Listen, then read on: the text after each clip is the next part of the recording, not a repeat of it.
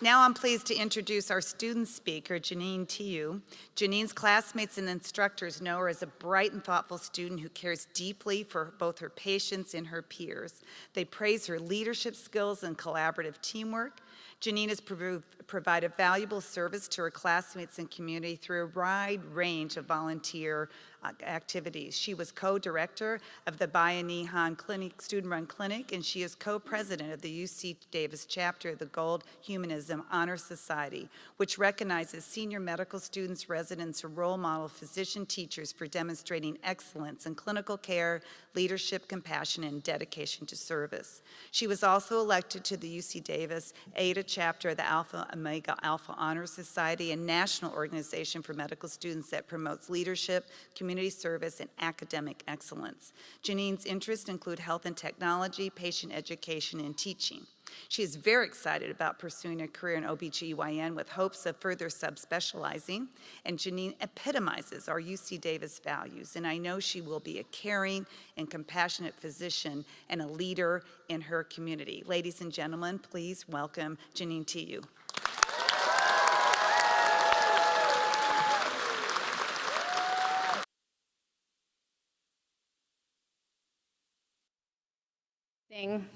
Remarks. Welcome everybody. Yeah, we're here. Welcome, honorable deans, esteemed faculty and staff, dearest family and friends, and welcome to the graduates of the class of 2016.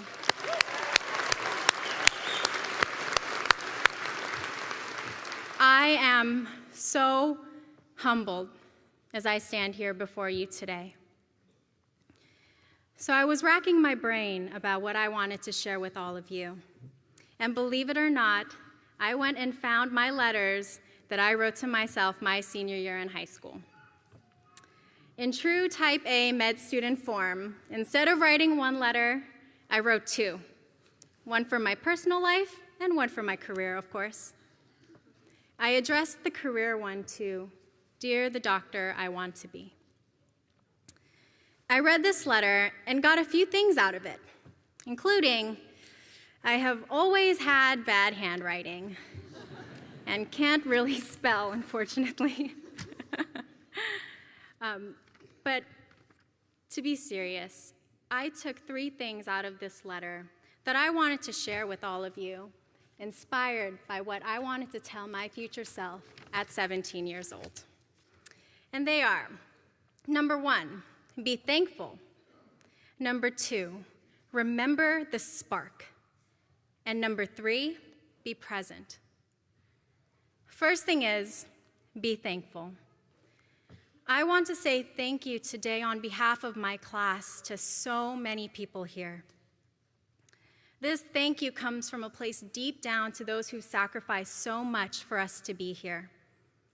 To our parents and loved ones who put up with all the complaining, studying, absences, and the numerous explanations of how the match works before anyone actually understood it.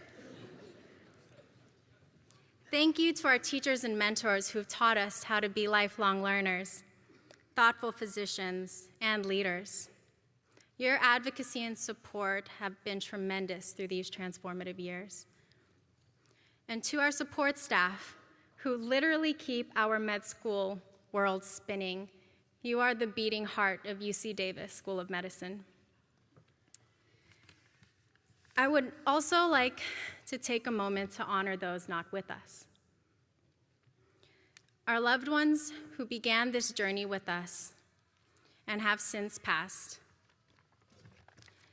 And especially to our classmate, Patrick, who we lost last year. Rest assured, they are here with us today. Gratitude has evolved into many forms during my time here. Yes, it means to thank those who've supported us and helped us, but now it also means to be thankful for the failures, challenges, and struggles. I know we've all had trying experiences these past few years, but they have made us into stronger versions of ourselves. In the middle of third year, my grandfather passed away. He was hospitalized after a car accident that left him on life support.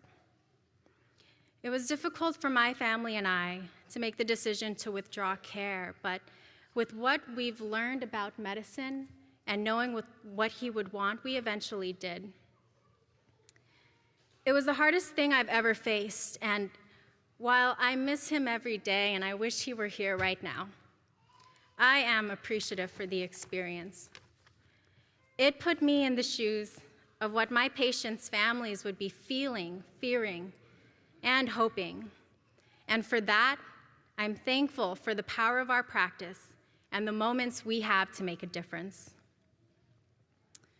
Second thing is, remember the spark. I wrote in that letter about why I wanted to be a doctor, and it was so refreshing and kind of corny to remember how I pictured myself. I talked about my 5-year-old self playing with my stethoscope, putting Band-Aids all over my teddy bears, and more importantly, I talked about how I wanted to spend the rest of my life using my gifts to save lives. Gifts that were given to me by my parents, my family, who sacrificed so much so that I could live out my dreams. Those reasons are my spark, my why, because they were so innocent, so pure, and so real for me. So I challenge each and every one of you to think back and remember what inspired you. That's the spark. Just like falling in love, that moment you realize you're interested and you get the courage to do something about it. And in the beginning, you're inspired, scared, excited at the same time, but you choose that person anyways, because something deep down knows you're meant for each other. That's how I felt when I found medicine. There are good times and bad, and those of us who are here because we've grown to love what we do. I've learned here in med school that on my darkest days that my why I am here is stronger than any darkness.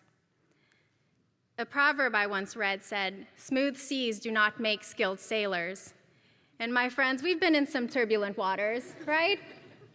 With more to come. I don't say this out of fear, I say it with anticipation and excitement. Because I know that no matter what direction those currents take us, we will be able to surmount it as long as we remember our why. Then there are the patients we'll never forget. The patients that needed us to hold their hand while bad news was being delivered. The patients that were afraid but trusted us with their lives anyways. The families who looked to us for answers and certainty to ease their worries.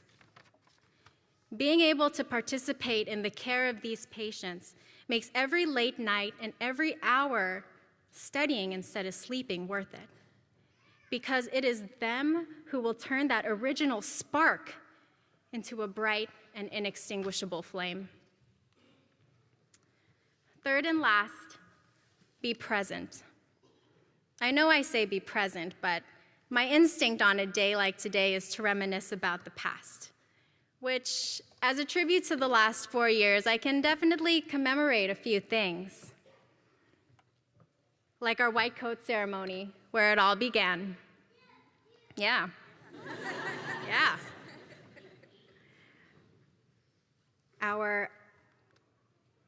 How nervous we were taking that first quiz. Practicing our interviewing skills as standardized patients laughed at us and cried at us, threw things. Just kidding, they didn't throw anything at us.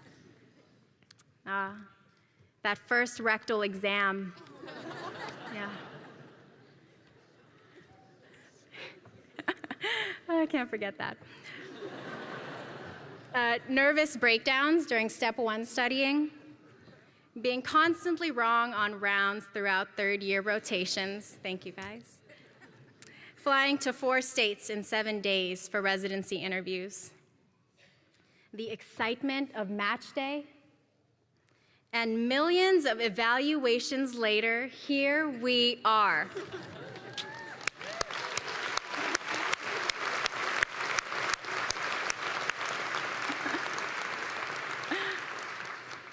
I also can't help but think about the future. We wouldn't be here in med school if we didn't know how to plan and anticipate. We have and will continue to encounter love, loss, life, and death on a daily basis. And this alone should be reminder enough to stay present, be in the moment. But it's hard being present. It's difficult to step back from all your responsibilities. Just get out of your head and be here. I remember in high school thinking and worrying about college, and in college thinking and worrying about med school, and in med school thinking about residency. And what I now realize is this won't ever stop. So what about right now? I think it's easy to get swept up in the process, but life doesn't stop for us, so we have to consciously pause. One thing I wanted to do today is something probably out of the norm for many of us here. Graduates especially, I want us to stop, focus on what we're seeing, feeling, and hearing at this moment. Just soak it in. We are at the culmination of a unique journey with our greatest supporters here to witness it. Class of 2016, it's been such an honor to share this journey with each and every one of you. The constant support and encouragement we've given each other is a true testament to the culture that UC Davis has fostered. Only we can understand the unique and unorthodox path it takes to get here. My hope for everyone here is that you always remember your spark, your why. Remember to be present and enjoy each moment of your lives in and out of medicine, because while the days may seem long, the years go fast. And remember to give thanks. So in closing, thank you all, families and friends, teachers and staff. And last but not least, thank you to my classmates, who are now my colleagues, my dear, dear friends. You continue to amaze and inspire us all. I know how I feel at the present moment, and I believe I can speak for my class about the way UC Davis has made us feel the past 4 years. Supported, capable, and today, accomplished.